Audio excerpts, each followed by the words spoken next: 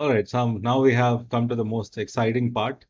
We used Google Keyword Planner to arrive at a range of keywords, that you could potentially bid on for your Google Ad strategy. Similarly, a lot of those keywords can potentially make up for your SEO strategy as well. For this context, or the performance marketing context, we're going to stick to Google Ads. Okay. So now, once we have downloaded those list of keywords, we will have at least thousands of keywords given by Google.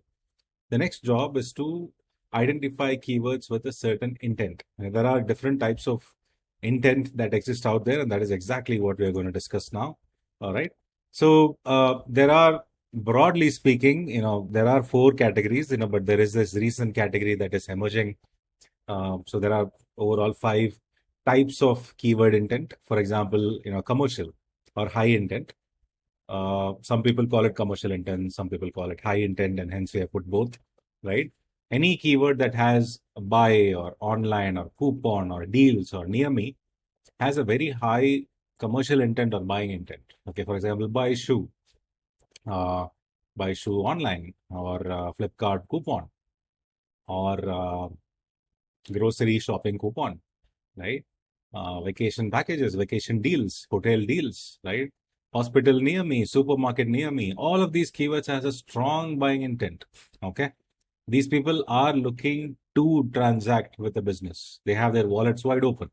Okay. Most of the advertisers go for these type of keywords because of the high buying intent nature of this, which is good, which is something that you should be doing.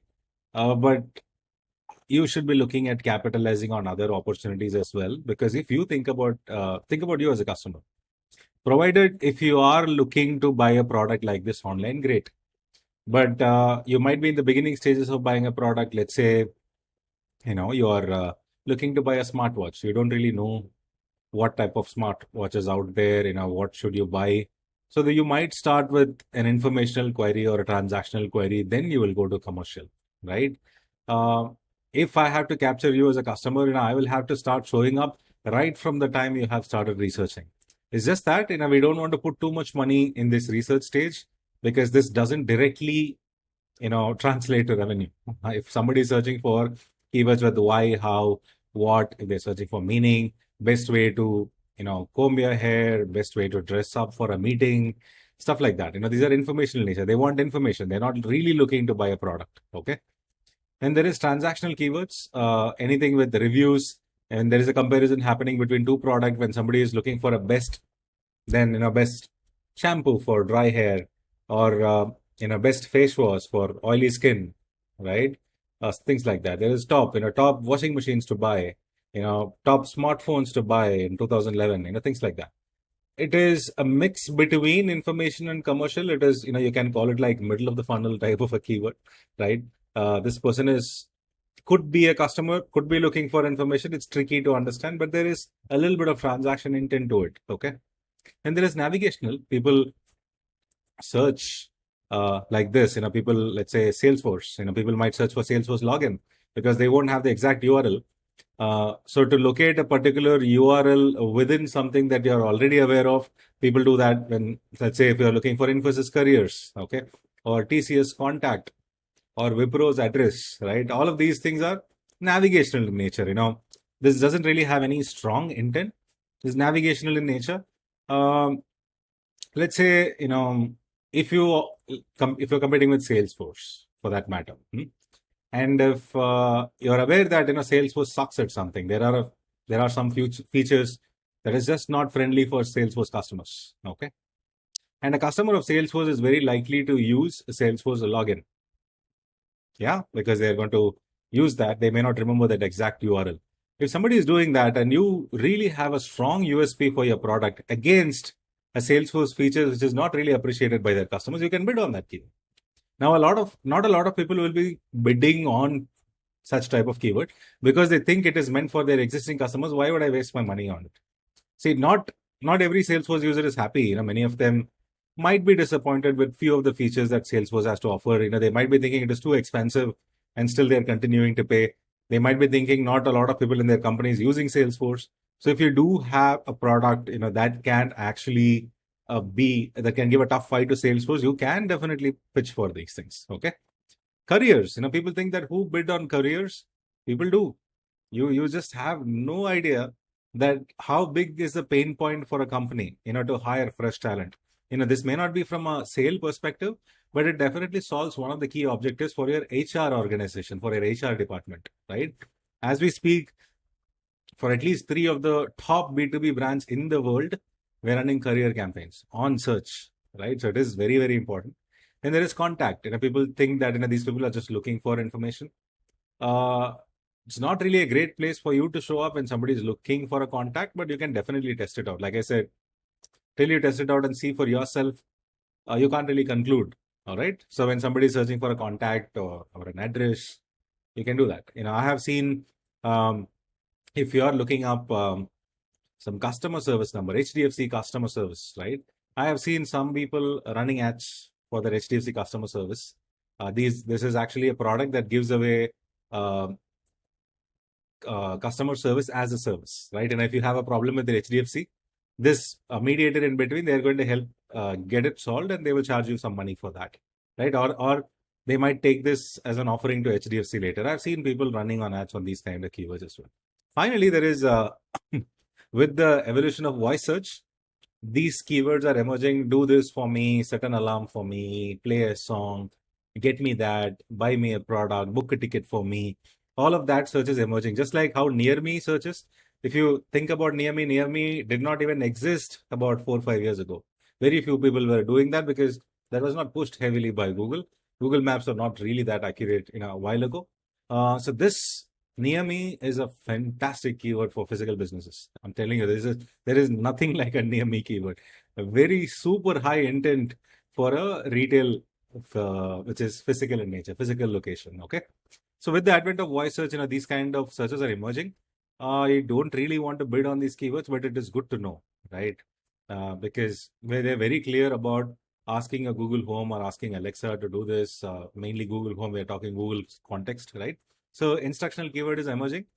This is something that you might want to consider for your SEO strategy, but at least at this stage, I wouldn't recommend you to bid on any of these keywords. Yeah.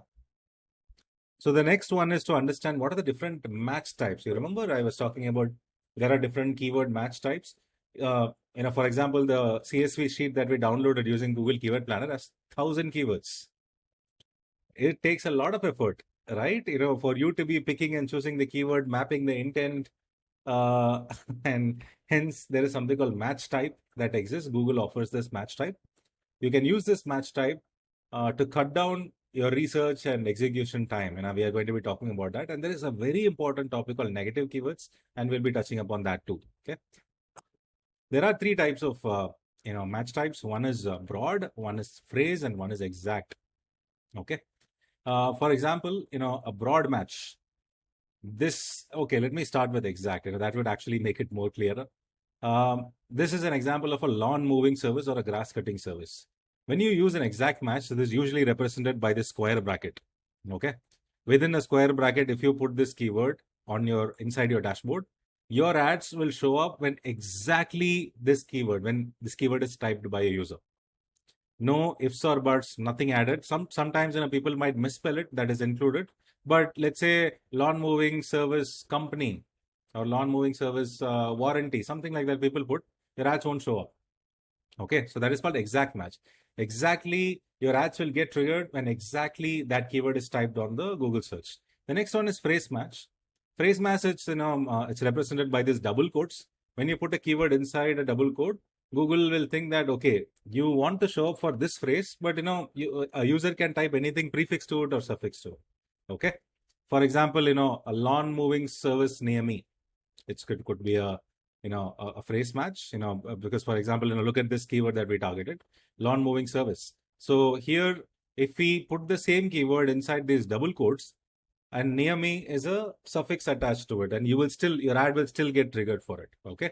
Now, there is a reason why these other 2 keywords are there, because there was something called broad modifier a while ago, but Google has recently removed broad modifier algorithm. Initially, phrase ads used to work only for this. For example, that keyword has to be there in the search for the ad to get triggered. But now if Google has strong capability in understanding what exactly the user wants. Okay. So even if somebody is typing with an intent to hire a lawn moving service company, for example, hire a company to move lawn, landscaping service to cut grass. If Google thinks that the user match and what you want to bid for, if the both intents match, it will still show up. Okay. So this is actually a pretty good way, and we mostly use these two match types, phrase match and exact match. Earlier we were using broad modifier a lot, but now phrase match is taking care of broad modifier as well, right? So we use phrase match and exact match a lot. There is something called broad match, which is very notorious. Okay. The synonym of that, even if it does not match the intent, it will still show up. Okay. For example, lawn aeration prices. This person is not really looking for, I mean, they could possibly hire the company, but now, as of now, they're looking for only prices. There is no intent, strong intent in it, it will still show up. Okay. And hence, this is generally called as loose matching. As long as Google think it is closely related to what you're offering, your ads will get triggered. And it's a very notorious match type practice, but there are instances where we use broad match as well. I will tell you about it. So broadly speaking, this is super tight, which means you can go after only the keywords that you think is profitable, and Google will not show your ads for anything else. It will include some misspelling, but nothing else. Phrase matches, when Google thinks, the intent of that particular keyword is same, it will show your ads. Broad is whatever Google think is relevant to that keyword, your ads will get triggered.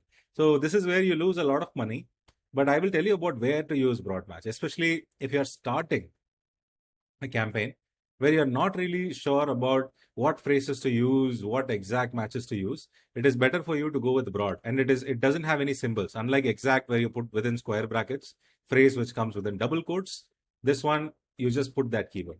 Okay. And it is also a beginner mistake when people setting up a Google ad campaign. They generally do not know that these match type exist, that you'll have to represent a keyword within these symbols. They put this keyword, automatically it is broad in nature, and you will start showing up for completely irrelevant keywords for your business, which Google thought is relevant, but it is not actually relevant. It's not profitable for your business. Okay. And I will show you some examples.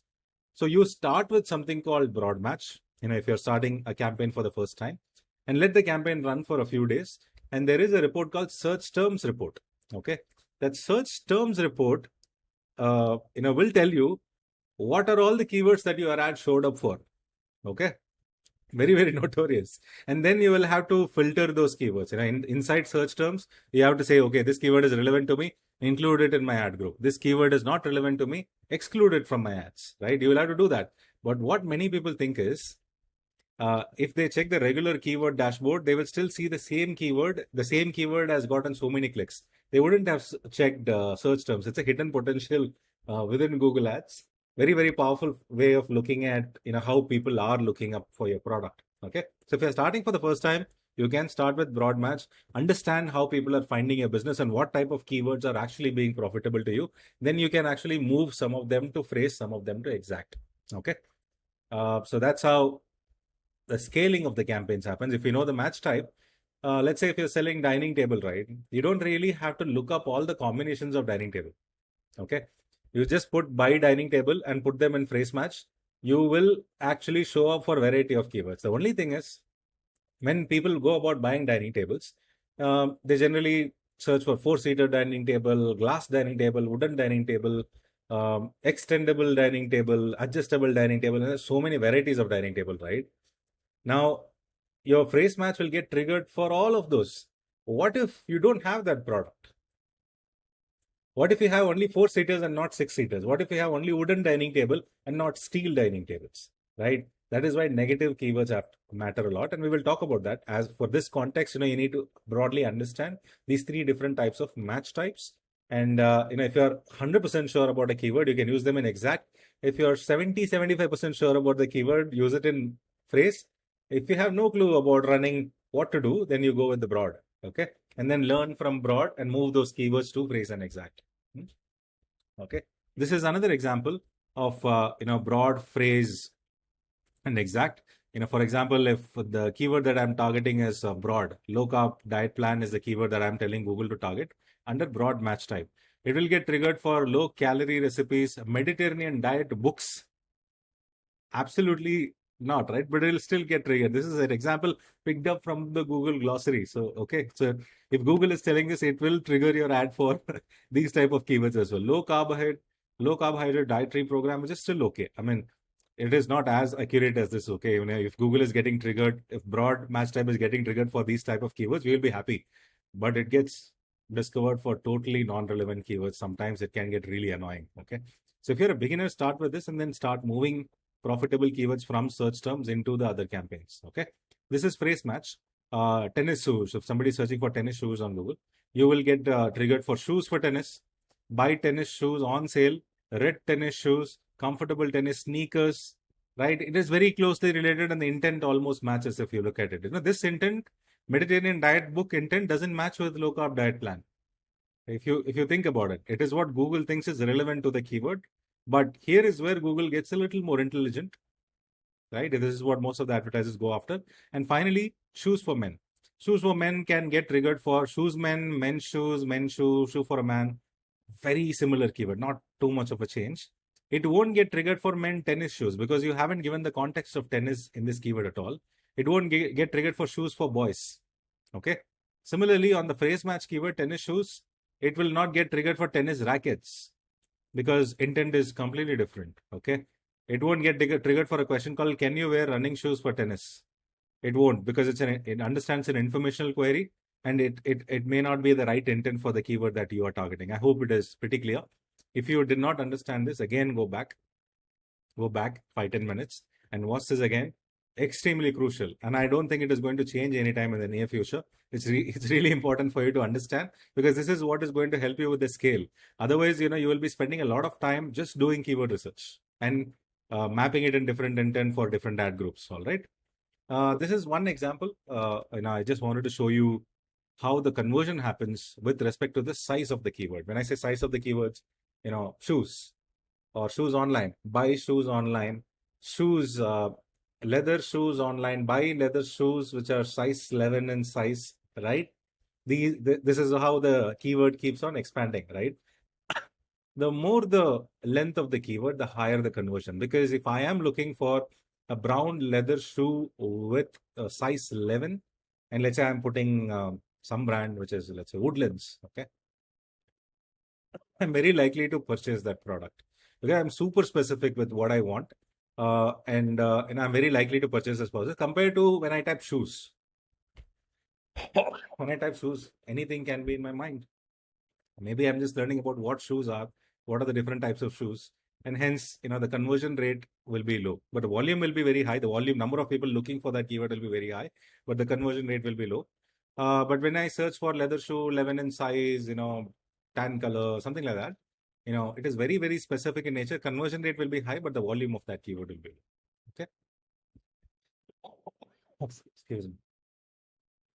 So I wanted to talk a little about negative keywords, right? And while we were talking about match types, we talked about negative keywords. And I told you about the dining table example. Let's say if you're selling wooden dining table, 4-seater and 6-seater only, you might want to target, you know, wooden dining table phrase. You might be tempted to target phrase match of wooden dining table. But what if you don't have a 2-seater? What if you don't have the different types of that, you know, apart from, there are so many different things that people could buy. What if you don't have that product? In that case, the products that you don't have within a keyword, you have to add them as negative keywords. Okay. When you run broad campaigns and phrase campaigns, sometimes, you know, when you run broad campaign, for sure, your ads will get triggered for irrelevant keywords. When you run phrase match also, sometimes your ads will get triggered for, you know, non-relevant keywords, right? You know, which is not really profitable for you. For example, somebody looking for a buy CRM software is a super high intent versus somebody searching for what is a CRM software. Okay. It is a phrase match. If you think about it, if you are bidding for CRM software inside phrase match, double quote, you will get triggered for buy CRM software, which is a high intent. You will also get triggered for what is a CRM software because it's a phrase, you know, you're only adding a prefix to the CRM software. But this may not immediately result in a lead or a sale for you. Okay. So before you run any ads, you always have to prepare an exhaustive list of negative keywords based on your own understanding of business, especially the products that you do not have. For example, you could be selling t-shirts. but you could be selling only round neck t-shirts that I'm wearing. You may not be selling a polo t-shirt. So if you're going for t-shirts, as a phrase keyword, you might want to add polo t-shirts in the negative keyword. Polo, just the word polo in the negative keyword. So Google will trigger your ads for all types of t-shirts, round neck and round t-shirts and all of that, but it will not trigger you for polo t-shirts, though your keyword is phrased t-shirts. Okay. Now I given you an example, right? If you're selling only steel furniture, you might want to add wood, plastic, granite, MDF as your negative keywords. Very, very important. Okay. And you can also avoid common English words like, from, to, in, and all of that, because it might end up giving wrong signals to the phrase match keywords. Okay. Because Google looks at those words individually and tries to match intent. Sometimes, because of these random English words, it might end up getting triggered for a really random thing. And every time you're losing money, your cost of customer acquisition is going up. You might think that just one click, but what if that one click is 40 rupees? And what if your customer acquisition cost on a regular basis is only 200 bucks?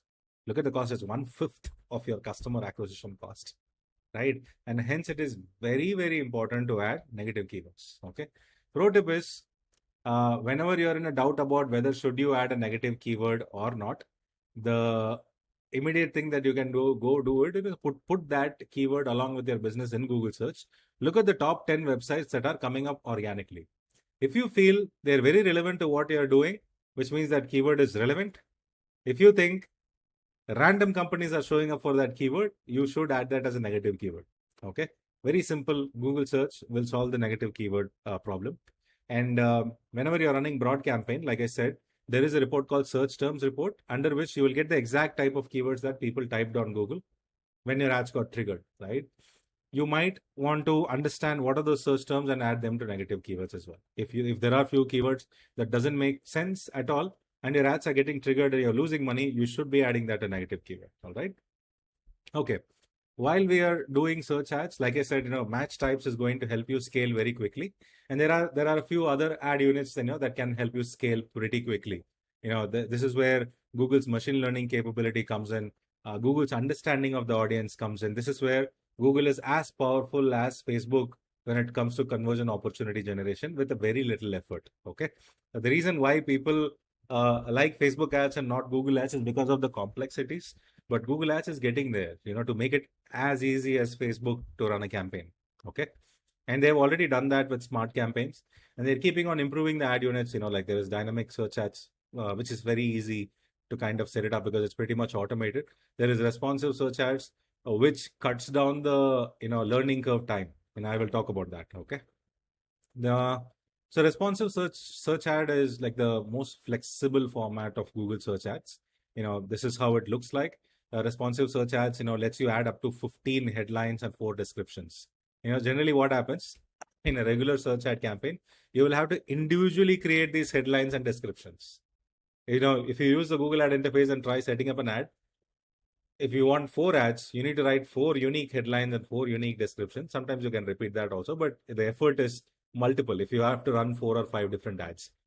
With responsive search ads, what you do is once you give 15 headlines and 4 descriptions, Google will use its machine learning to mix and match these headlines and descriptions to show different types of ads to people.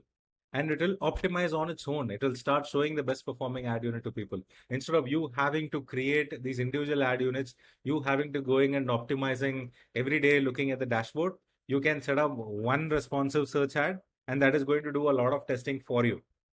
Okay, so extremely, extremely powerful form of advertising. But having said that, within an ad group, you should not have only responsive search ads.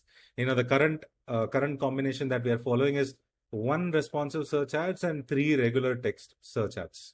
Within an ad group, 1 responsive search ads with all these 15 headlines and 4 description, and 3 regular text ad copies. Okay, so we do that too. Most of the times we have found the responsive search ads to be overperforming, but there has been cases where the static ad units performed better. Okay. So you should never leave that to the machine all the time. Sometimes you have to use human intelligence as well. All right. What are the pros of responsive search ads? Is the flexibility it gives, right? It saves a lot of time, in optimization, but it takes a lot of time to create all of this. Imagine coming up with 15 unique headlines and 4 unique descriptions. Oh, it's a lot of effort. You might think it is easy, but it is a lot of effort, my friend. Okay. So machine learning optimization, the Google's brain comes into play and it optimizes those things for you. It is one of the better performing ad unit, definitely for sure. But the con is you have very less control in terms of which headline get displayed with which description. So you have to construct the headlines and description in such a way that each headline can work with each description. It's a lot of work. But once you do that, your lot of headache is taken care of. But another con is Google doesn't really tell you which combination work. You just have to trust that Google is doing the job. It doesn't really tell you which combination of headline and description work. That is one of the cons of responsive search ad. Okay. Dynamic search ads on the other side is more like an automated form of an ad. If you look at this, right? Look at this particular sample. Dynamically generated headline, dynamically generated URL. Only the description is something that you have to put manually. So what this particular ad unit does, it syncs with your website. It automatically pulls up pages. It automatically creates the headline based on the content on your web page. See, dynamically generated headline. It creates headline for you. It puts the display URL, which is friendly in nature. And then you can put description if you want. Okay. Like I said, DSA works and doesn't work too. Both the sides of things, DSA, I mean, I like having control over the campaigns, and when my brand gets represented by a machine in very many different ways, I cannot afford that reputation damage to happen, right? That is my perspective. Ashwin on the other side is a big fan of DSA. He's had phenomenal success with this because he has worked with some of the biggest brands. So I have to take his opinion as well. So maybe I haven't tested this enough for the right type of brands. Okay. So, but you should be definitely testing it. You shouldn't come to a conclusion whether an RSA works or not, whether a DSA works or not. You should be testing it out. Like I always say, every business is unique. What works for you today may not work for Amazon. What works for Amazon may not work for you. Right. So in terms of pros, it saves a lot of time because it automatically pulls headline, and I mean it literally cuts down the time that you are in the execution of the campaign by half, easily half. But the only problem is no control. It can put any headline. It can pull up any URL from your website. Of course, you can control the list of URLs you want Google to pick it up, but it's a bit of a headache. Okay, it is not as easy as it sounds. It may look very easy, but the control that you will have is very less. You never know how the machine behaves. All right. So now I quickly wanted to show you, how a typical Google ad account structure is. Okay. This is how Google, I will show you in the interface as well in terms of how it looks. But you need to understand the hierarchy of a Google ad account. If you're somebody who's familiar with Facebook, it looks something very similar. Okay. Just that instead of ad group, they call it ad set.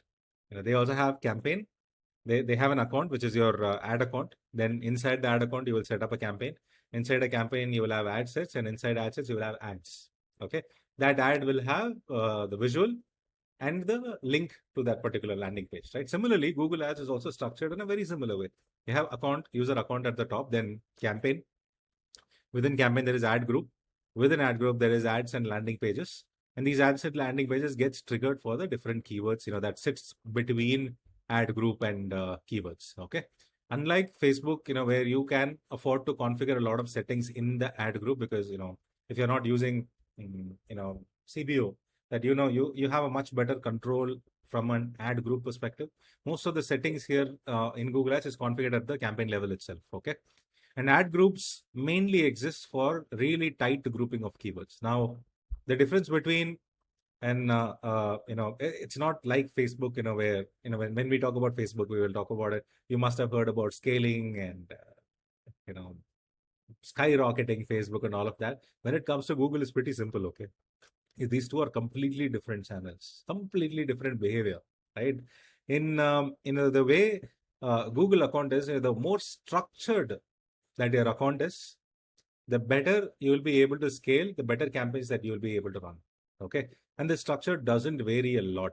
Unlike Facebook, where you can test with multiple combinations of lookalikes, different types of interest, different types of keywords, and all of that. This is very sorted and structured. within an ad group, you have to put highly relevant keywords together, which is what we call as tight grouping of keywords. And I've given an example here. Let's say if you're selling an anti-dandruff shampoo, you might want to group keywords like dandruff shampoo, because people don't search for anti-dandruff shampoo, people search for dandruff shampoo as well. Anti-dandruff shampoo, shampoo for dandruff, best dandruff shampoo, buy dandruff shampoo online. This is called tight grouping of keywords. All these keywords mean the same thing. Okay, only that the intent might be slightly different. But if you're really selling anti-dandruff shampoo, you would want to run ads for these type of keywords. Okay, now the problem with a lot of people make is putting really random keywords within an ad group. Okay, for example, if you are a shampoo company, you're likely to make hair fall shampoo as well, nourishing shampoo, different shampoos that you can potentially make, right? People generally put all those different types of keywords within a single ad group and confuse Google and confuse users. Your quality score goes for a toss. The reason why your quality score is bad most of the time, it's because the keywords are not grouped properly. Very, very important exercise to do. And you should be spending a lot of time here.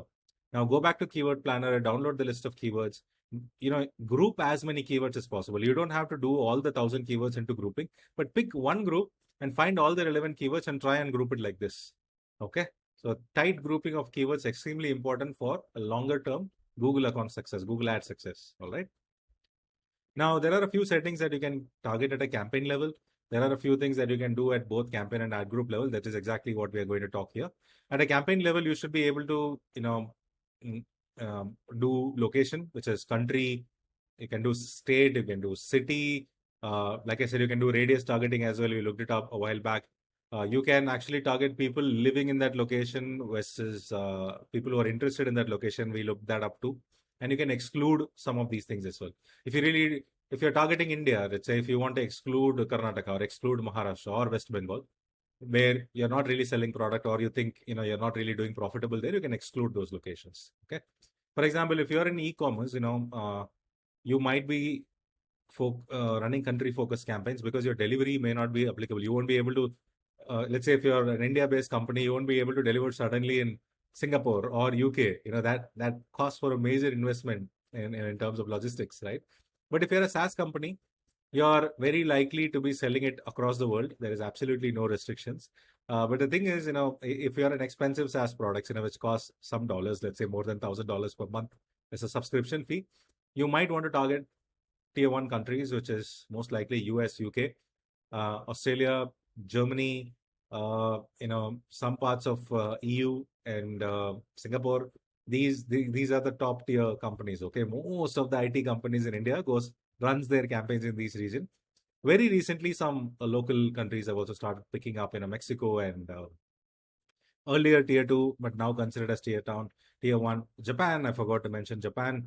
There's a lot of interest for a lot of technology companies in India. All right. So if you, apart from that, if you specifically know the cities where exactly they're buying from, let's talk about a country like India. Let's say, and if you are selling a technology product, very likely you will be selling it to companies that has a strong presence in metro cities, be it Hyderabad, Chennai, Mumbai, Delhi, Kolkata also, though it's a tier 1, that's completely up to you if you want to include Kolkata. Don't quote me on this, okay? So you, instead of targeting the whole country, India, you can target very specific cities where your buyers are from. This is another way where you can save a ton of money. Overlooked aspect, pro tip, if you know where your buyers are from a specific country, those cities, target only those cities. You will save a ton of money here, okay? At a campaign and ad group level targeting, you should be able to few more, at a campaign level, you can actually configure the core audiences that Google offers or your own remarketing list. You can do devices, you can schedule your campaigns. If you don't want to run your campaigns in the weekend, you can pause it. Or if you want to run your campaigns only during the day, which is from 9 a.m. to 6 p.m., you can do that, right? You should be able to configure it for different genders, age, and income level of people, okay? And finally, what are the different themes? I kept repeating tight grouping of keywords, right? How do you group keywords, right? What kind of campaigns should you be running? We looked at the structure. What should my campaign be? What should my ad group be? That becomes a problem. So let me clarify that. You can build campaigns by locations. For example, if you're international product, let's say you are somebody like Zoho CRM. I know it's my favorite brand. I know I keep repeating this often. Zoho CRM sells everywhere, right? So I might have a campaign that is meant for India. I might have a campaign that is meant for US, for UK, for Germany. I will have these different campaigns, right? I can actually group campaigns by categories. Let's say I'm Flipkart. I can category, based on the product categories that I have, household appliances, smartphones and furniture and all these top categories that is in the Flipkart navigation menu, right? So you can group campaigns by categories. You can group campaigns by product types. Okay. Product types in the sense, even you can, if you're, let's say if you're a smartphone selling company only, like Vivo, right? I know Vivo sells a lot of other products too. Let's assume that smartphone selling company only Vivo. So you might want to run campaigns for different types, let's say phones that fall within 5,000 rupees and phones that are priced between 5,000 and 10,000. You can group it like that, or you can group it by the feature specification of the product. Anything that is less than 2 GB RAM, 2 GB to 6 GB RAM, you can group campaigns like that. Okay. Then based on audiences. Okay. Now, what is audiences? Audiences, do not confuse it with the audience targeting that Google offers you. Do not confuse it with core audiences. We are talking from a campaign. What type of campaigns can we create perspective? For example, let's say I have a technology product that I can sell it to a retail company in the US. There are multiple people who is involved in taking the decision. There is the CTO, there is this head of technology, there is a CEO, there is procurement officer, there is a chief financial officers. All of these people are involved in making that decision. But when they look up for a product like me, they will use Google differently. Okay. So I can actually have it segregated by audiences and have some keywords in line with what they will be looking for. The next one is by keyword match type, right? You can have campaigns as this. You can have a campaign that is meant only for exact keywords. You can have campaigns that is meant only for broad, only for phrase, like that. You can do campaign like that. Then most of the times, most of the clients that Ashwin and I we work with, we do this brand always is a campaign, which means our own brand keywords. If I am not running ads on my own brand keywords, there is a high possibility that the competition might be bidding on keywords, right? In order to avoid that, we always have a campaign that is meant for our brand, and that that will be called as a brand campaign. In that, you put all your brand related keywords. Let's say I'm Infosys today.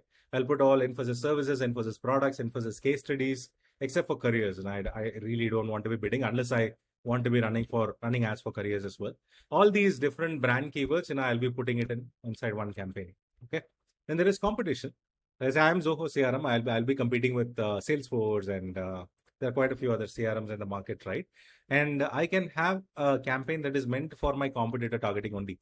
And different ad groups within that campaign will be individual competitors. And within that ad group, I will have specifically that competitor related keywords. Okay. So that is one. Another thing is single keyword ad group. Just remember this. I don't want to dive deep inside this. We have a separate module for this, very, very important. Age-old tactic, but still continues to work. A single keyword ad group is where you have only one keyword. Okay. For example, buy formal shoes online. If you feel this particular keyword has consistently generated results for you, profitable campaigns for you, you might want to build a single keyword ad group only for that keyword. Only for that keyword. A phrase match of that keyword and the exact match of that keyword within a single campaign. Okay. So when you do that, you will have much tighter control over your campaign. You might want to drive them to a landing page where exactly some message matching happens. Imagine along with buy shoes online, if you have buy formal shoes online, if you have buy casual shoes online, and buy sneakers online and stuff like that, the landing page that it leading the user to, you are forced to lead them to a -1 page. When I say -1 page, you are forced to lead them to a category page where they have to choose the formal shoes again. And that is a reason for somebody to drop off. That is a distraction. You don't want to do that. So anything that is highly profitable keyword in nature, you should be doing single keyword ad groups. And we will talk about this in detail a little later. Okay. So this is two examples that I wanted to show you how exactly, the keyword grouping or the campaign structure happens. And the campaign structure is the key for success, right? I mean, I know I'm saying it is not the only thing, but it is one of the major reasons for campaigns to work well, for you to have tighter control of your campaigns, for you to scale your profitable campaigns. That happens when you have clearly bifurcated your ad groups and campaigns. Okay. For example, let's say I'm, you know, which company sells coffee and tea both? Okay, let's assume Brew House. Brew House is literally a brand. Brew X. Okay. Brew X is a brand, and I'm selling both coffee, tea, and I also sell coffee makers. I sell wide varieties of coffees, wide variety of tea, and wide variety of coffee makers. I would want an account structure to be like this. An account meant for my major category, coffee, and within coffee there are multiple types of coffee, and all of them can be different ad groups. And within that types of coffee, there are different types of keywords, right? For example, decaf coffee. This is decaf coffee, buy decaf coffee beans. All means the same thing, except for beans. But I would probably lead them to a page where they will be able to buy, powder and beans both. Okay. Similarly, if I look at black tea as an example, black tea as an ad group, buy black tea bags, buy loose black tea. If I provided, I sell it in loose also, right? Otherwise, I will lead them to a landing page, where whatever type of black tea I have, right? Similarly for coffee maker, because people have this habit of looking up for specific size of coffee maker, 4 cup, 8 cup, and 12 cups like that. So those can be my ad groups and those respected keywords. So if you look at this, there is absolutely clear bifurcation. There is no mix and match of keywords between these, very clearly bifurcated. I can be assured that my ads will get triggered. I can use the right ad, which is talking about decaf. I can use the right ad which talks about 8 cup coffee maker. First of all, it increases the CTR excellently, and it has a high likelihood of conversion, provided I give them an extraordinary landing page experience, right? And of course, my brand as well. So this is another example. This is for Bose. Okay. Now, Bose can have very many different types of campaign grouping and ad grouping. They can have it based on product keywords. They can have it based on brand keywords, based on category keywords, and based on generic keywords. So, for example, a product keyword is Bose QC35. I don't know if you refer to 2 or I, whatever that is. Brand keyword is anything to do with Bose headphones, Bose earphones, Bose noise cancelling headphones, and stuff like that. Category keywords is noise cancelling headphones, bass headphones, wireless headphones, Bluetooth headphones, stuff like that, or category keywords. Generic keywords, under this campaign, and I will have anything really like headphones, earphones, neckband, and stuff like that. Okay. So within this ad group, if you look at it, if I take this particular, product keyword theming, within this particular ad group, I can have all the related keywords. This particular product, promotion, on sale, buy this product or cheap this, coupon, anything around this particular keyword, I can put all of those keywords. Similarly, for my brand Bose, I can have Bose headset, Bose earphones, Bose wireless headphones, and all of that keywords, anything to do with my brand and the combination of keyword. Now, provided you structure your account like this, there is absolutely no way that you're going to lose track of what exactly is going to work for you. Let me give you a small hint. For example, if within this particular campaign, coffee, okay, and I see this medium roast keyword is the keyword that is generating the highest amount of clicks at a reasonable cost, and it is generating the highest amount of conversions at the conversion rate that I want to, right? And let's say these other two are not really performing to an extent. If I have to put money, I know exactly which product I want to put my money on. Okay, this is how scaling happens. Imagine if you had everything inside, first of all, your ads won't perform the way you want to. You lead them to a landing page, there will be a lot of leakages, right? You're just setting yourself up for failure. And most of the accounts that I have audited in my life, okay, let's assume that I have audited 500 Google ad accounts, more than 450 almost, they had bad grouping of keywords because uh, it switched from people to people, and everybody runs campaign in their own way, right? And not everybody will have very similar thinking. You're thinking from a category angle, and somebody might be thinking from a product angle, somebody might be thinking from a competitor angle. So they will end up messing up their entire ad account structure. You just don't know which campaign to scale. Same with Facebook as well. You keep testing multiple things. There is no proper grouping. There is no proper framework for testing. You really don't know which campaign or which ad group do you want to scale, right? You might be just looking up metrics and you'll be scaling some random campaigns. That's not how you should be scaling. If you categorize the account like this very clearly, and we looked at multiple samples here, location, category, product type, keyword match type, brand, competitors, single keyword ad group, Here we looked at a couple of examples. If you're able to structure your ad account like this, the likelihood of you failing in Google Ads is very less. Okay. You know, after setting this up like this, and if you're still not generating results, there is some really serious problem with your landing page. There is really serious brand problem. Okay. That will have to be solved differently and not by blaming Google Ads. All right. Okay. So that brings us to the end of everything that I wanted to discuss from a keyword match type perspective, different grouping of keywords. How should your ad account structure be?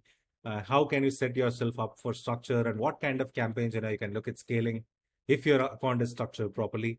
Now I'm going to see you in the next module. Catch you there.